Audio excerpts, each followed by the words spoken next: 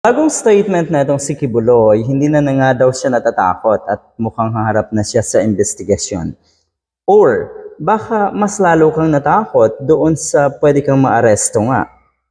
Na-receive mo na ang subpoena at kung hindi ka pa rin mag-comply dito sa investigasyon na gagawin ng Senado at ng Kongreso ay talagang pwede kang ipadampot. You see? Akala mo na forever ka talagang magiging impressive in the eyes of your followers at isipin nila na ikaw ay untouchable.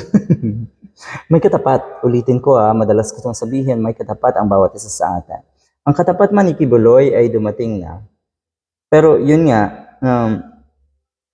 dihado, yun ba yan? Dihado siya sa kanyang naging katapat dahil ang katapat niya po ay ang publiko. Abay, halos lahat gustong maaresto etong appointed son of God na ito. Pabor ang marami na siya ay dapat humarap sa investigasyon at kung wala kang kasalanan ay dapat talaga ay harapin niya ang anumang klase ng hearing or investigation. Ganon dapat. Ayun, hindi naman daw siya takot.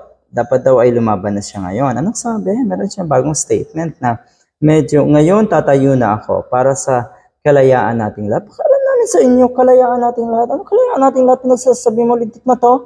Pakialam namin sa kalayaan.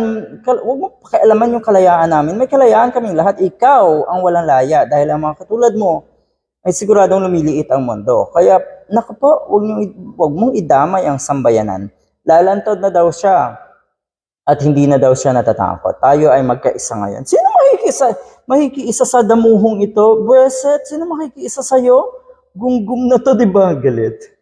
Pero totoo, sino makikiisa sa'yo? Ano to? Gusto niyo makiisa ang sambayanan sa mga kabulastugan niyo? Paaway, pa-victim ang nangyayari dito kay Kibuloy. Anyway, anong sabi?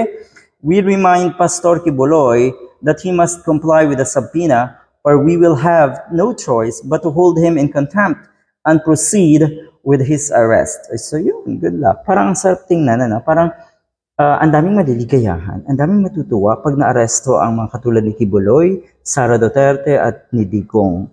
Sigurado tayo maraming matutuwa. Sana pagbigyan ang mga kababayan natin. Dahil talagang maliligayahan ng marami, matutuwa ang marami. At syempre, ang pinakamatutuwa dyan ay yung mga inabuso. Yung mga winalang hiya na itong tatlong ito.